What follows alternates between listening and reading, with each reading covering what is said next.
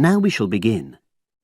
You should answer the questions as you listen, because you will not hear the recording a second time.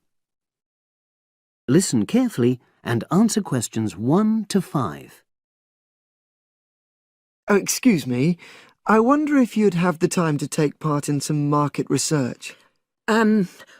What's it about? About this club and your experiences and opinions about being a member. It'll take less than 5 minutes. Oh, OK then, as long as it's quick. Can I start by taking your name? It's Selina Thompson. Is that Thompson? Yes. Okay, great. Thanks. And what do you do for a living? Well, I'm an accountant, but I'm between jobs at the moment. I understand. But that's the job I'll put down on the form. And would you mind my asking which age group you fall into? Below 30, 31 to 50, and above? Over 50, I think we can safely say. Great, thanks. And which type of membership do you have? Sorry, I'm not sure what you mean. Do you mean how long of... No, is it a single-person membership? Oh, right, no, it's a family membership. Thanks.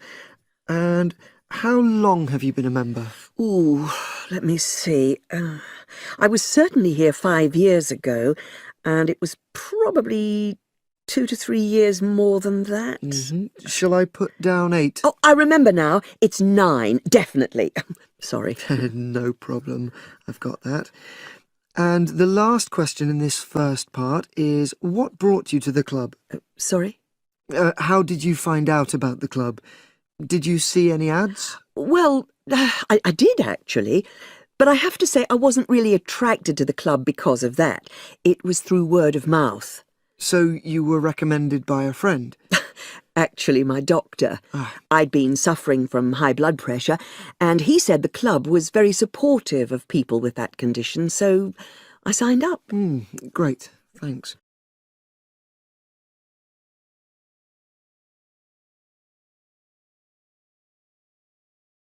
Now listen and answer questions 6 to 10. Now, for the second part of the form, I want to ask a bit more about your experience of the club. Sure. How often would you say you use the club? It varies enormously, depending on how busy I am. Of course. But on average, per month?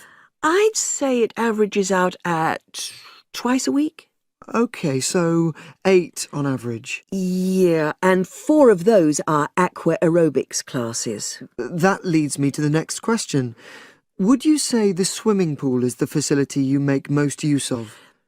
Fair to say that, yep. Right, thanks. And are there any facilities you don't use?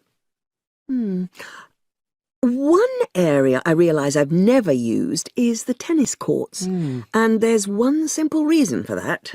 You don't play tennis? Actually, I'm not bad at it. Oh. It's that I'm not happy having to pay extra for that privilege. Right. I've made a note of that. Thanks. Now, in the last section, are there any suggestions or recommendations you have for improvements to the club? Only about health and fitness? Anything at all? Well, I'd like to see more social events. It isn't just a question of getting together for games or classes, but other things, you know. Yes, sure. And another thing that I was thinking when I had my yoga class in the gym last night, we were all sweltering in the heat, was that I think they should put in, or, you know... air conditioning. That's exactly what I mean. The rooms are really light and well designed, but they do need proper installations. Sure. Well, I've made a note of that. Good. So, is there anything else you'd like to suggest? About quality of service, for example? Oh, everyone's very nice here. They couldn't be more friendly and helpful. Oh, but I tell you what, it's a shame the restaurant isn't open in the evening on Saturday, and Sunday as well, for that matter. So the club should... open it later on those days. OK. Well, thank you very much. That's all the questions I have.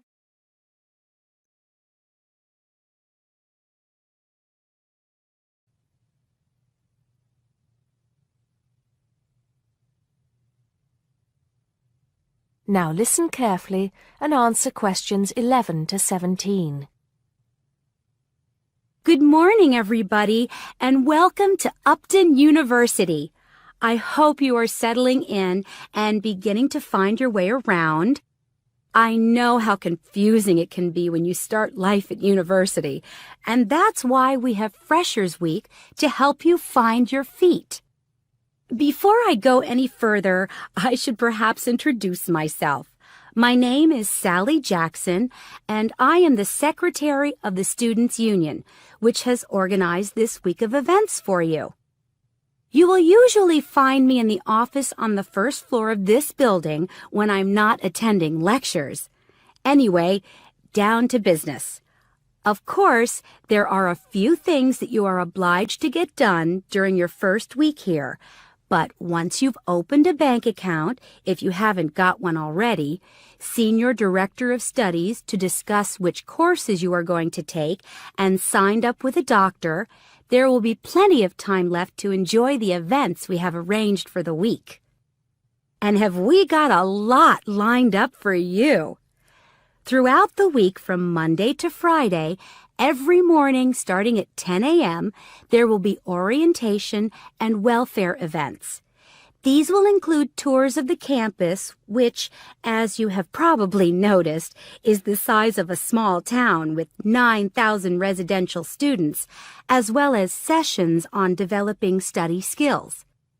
We also have tours of Upton itself arranged for you, with a bus leaving from outside this building every afternoon at 5 o'clock. There are a number of interesting things to do and see in and around Upton, so you can expect visits to the castle and museum as well as the popular Ghost Walk. You'll need to sign up for this one, as numbers are limited. Just put your name on the list on the notice board in the entrance lobby. An important event is scheduled for Monday, that's the day after tomorrow, when we will be holding the academic fair. This is an opportunity for you to speak to students and academic staff about the courses that are on offer. The academic fair starts at 1 o'clock, by the way. There are a couple of other fairs that I think will interest you. First of all, we have the Societies Fair on Tuesday the 16th, which I think is an absolute must. You might not believe it, but the university has over 150 societies and sports clubs you can sign up for, so you are sure to find something of interest to you. That also starts at 1 o'clock, and it will be here in the Union Building. Also in this building is the Trade Fair on Wednesday from 2 until 5 in the afternoon. This one might sound a bit strange because you will find a load of banks and other businesses here trying to get your custom. You will find plenty of bargains and, best of all, a lot of the businesses give away stuff for free.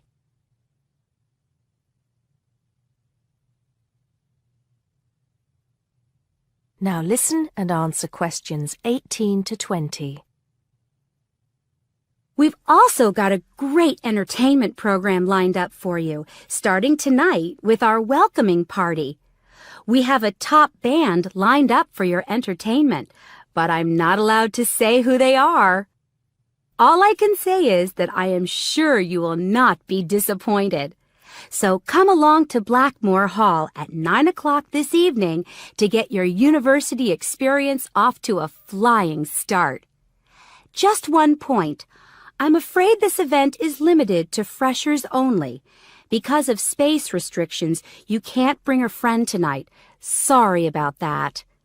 There's more fun and games on Monday in the Cotswold Theater here on campus. We have booked two of the cleverest comedians in the country, Paul Frazier and Jenny Brown, for a 3-hour show. Paul has assured us that he and Jenny have packed the show with new material, and as they always get rave reviews for their shows, I think we can look forward to an evening of great entertainment. That's in the Cotswold Theater on Monday evening at 7:30. Moving along a bit, on Thursday there is an important date for your diaries. This is the official Freshers opening ceremony when the dean welcomes you to Upton University. So remember, Thursday the 18th from 2:30 to 3:30 in Blackmore Hall. You certainly should go to this one, and by the way, light refreshments will be available. At the end of the week, on Saturday, you have the chance to dress up in your smartest evening wear for the official Freshers' Ball.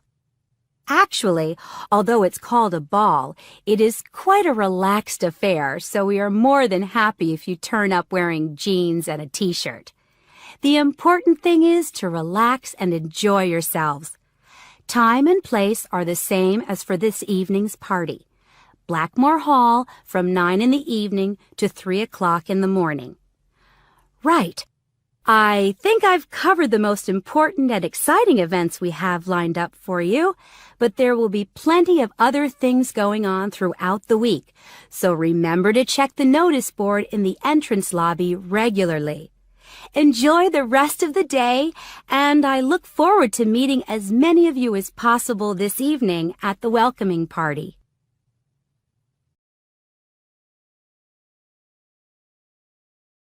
Now listen carefully and answer questions 21 to 25. Joanne! Hi, you must be Rob. Nice to meet you. So, I hear you're planning to visit Australia. Yeah, and I really wanted to talk to you because I was thinking of spending some time in Darwin, and my sister told me you're from there. That's right. So, tell me about it. Well, where shall I start? Well, Darwin's in what they call the top end, because it's right up at the northern end of Australia, and it's quite different from the rest of Australia in terms of cultural influences. In fact, it's nearer to Jakarta in Indonesia than it is to Sydney, so you get a very strong Asian influence there. That means we get lots of tourists. People from other parts of Australia are attracted by this sort of international cosmopolitan image. And as well as that, we've got the same laid-back atmosphere you get all over Australia. Probably more so, if anything, because of the climate. But what a lot of the tourists don't realize until they get there is that the city's also got a very young population. The average age is just 29, and this makes the whole place very buzzy. Some people think that there might not be that much going on as far as art, music, dancing, and so on are concerned, because it's so remote. I mean, we don't really get things like theater and opera in the same way as cities down in the south, like Sydney, for example, because of the transport expenses. But in fact, what happens is that we just do it ourselves. Lots of people play music, classical as well as pop, and there are things like artist groups and writers groups and dance classes. Everyone does something. We don't just sit and watch other people. You said it's very international. Yeah, they say there are over 70 different nationalities in Darwin. For instance, there's been a Chinese population there for over 100 years. We've even got a Chinese temple. It was built way back in 1887, but when a very bad storm, a cyclone in fact, hit Darwin in the 1970s, it was almost completely destroyed. The only parts of the temple that survived were part of the altars and the stone lions, but after the storm, they reconstructed it using modern materials. It's still used as a religious center today, but it's open to tourists too, and it's definitely worth going to see it. Oh, and as far as getting around goes, you'll see the places that advertise bicycles for hire, but I wouldn't recommend it. A lot of the year, it's just so hot and humid. Some tourists think it'll be fine because there's not much in the way of hills and the traffic's quite light compared with some places, but believe me, you're better off with public transport. It's fine and not expensive. Or you can hire a car, but it's not really worth it. What's the swimming like? Well, there are some good beaches, but the trouble is that there's this nasty creature called the box jellyfish, and if it stings you, you're in bad trouble. So you have to be very careful most of the year, especially in the winter months. You can wear a lycra suit to cover your arms and legs, but I wouldn't like to risk it even so, personally. And there are the saltwater crocodiles, too. I mean, I don't want to put you off. There are protected swimming areas netted off where you'll be safe from jellyfish and crocs, or there are the public swimming pools. They're fine, of course.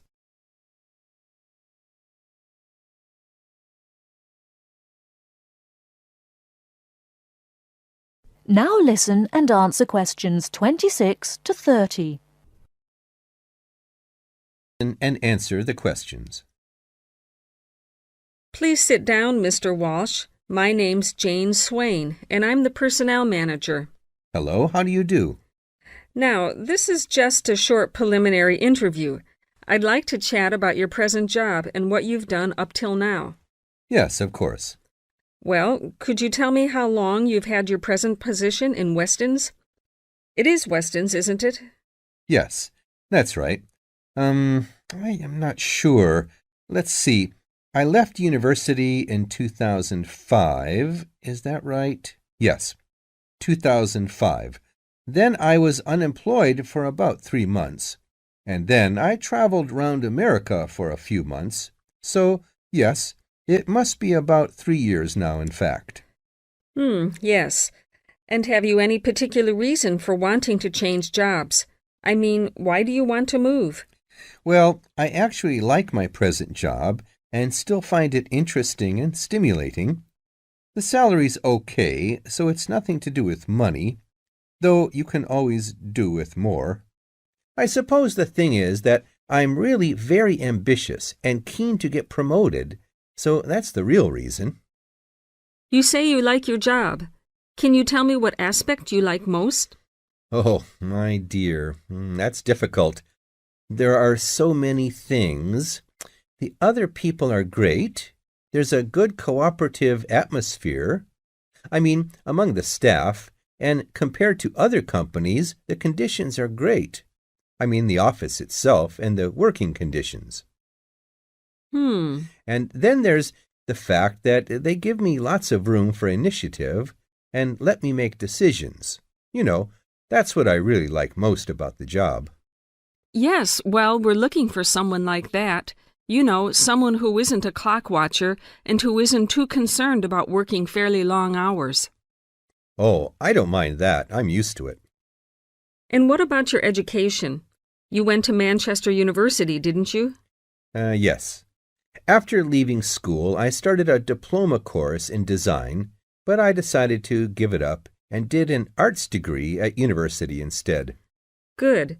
And have you done any courses since?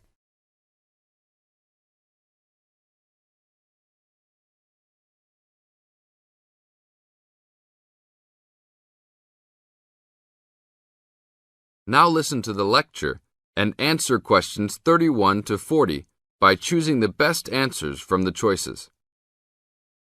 Good morning, everybody. We'll continue to look at Australia, and today look at one of its greatest natural challenges, water for the agricultural sector. As the only nation to occupy an entire continent, Australia has a unique environment, with much of it very flat and dry. One notable feature of the Australian continent is that it is the lowest of the continents. The average elevation is less than 300 metres, compared with the world's mean of 700 metres, and its highest mountain is only 2,228 metres, so it is overall a very flat country. It is also dry. In fact, Australia is the driest, after Antarctica, of the continents. Yet Australia has extremes of climate and topography. There are rainforests and vast plains in the north, snowfields in the southeast, deserts in the centre, and fertile croplands in the east, south, and southwest. And Australia contains some of the wettest areas on Earth. In western Tasmania and on the northern Queensland coast, but half of the continent has an annual rainfall of less than 300 millimetres each year, and only 20% has more than 600 millimetres each year. A major problem is that the limited water resources do not match up with where water is consumed. The major water resources are in northern Australia and Tasmania, whereas most of the agriculture and people are in southeastern mainland Australia. The agricultural sector is the largest consumer of both self-extracted and main-supplied water, using over 70% of total net water consumption. Electricity and gas supply and water, sewerage and drainage services use notable amounts of self-extracted water. However, net consumption in the household sector is the lowest, just 8% of total net water used. Australia's water use increased by 25% over the decade between the mid-1980s and mid-1990s. Much of this increase was due to irrigated agriculture, which, as noted earlier, accounts for over 70% of national water demand. Since the mid-1990s, the growth and profitability of irrigated agriculture has outstripped the dryland agriculture sector. Irrigated commodities contributed almost a third of total farm exports in the mid-1990s. The results of a special government report in 2000 showed that if today's water use arrangements continue, the water needs of the rural industries will outstrip water availability by about 2020.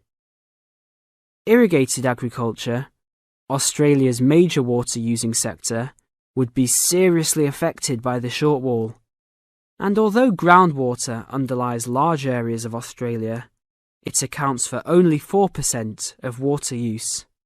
So, clearly, apart from water for households, which mainly comes from dams or rivers, it is the rural sector where efforts towards water conservation are particularly directed. In this sector, the largest consumers of water are the meat and wool industries. One of the major problems in considering sustainable agriculture is the large amounts of irrigated water used to produce these products. Some of the crops, such as wheat, maize, and soybeans, also use a lot of water. Furthermore, many crops are grown in dry areas, where up to half the available water evaporates from the soil surface or seeps down too low into the ground for the plant roots to reach it. Well, that's all we have time for this morning. You will be able to do further study on this topic in the library, and I have a handout here with references for those who want to come out to the front to collect it. Next week, we'll look at outback farming and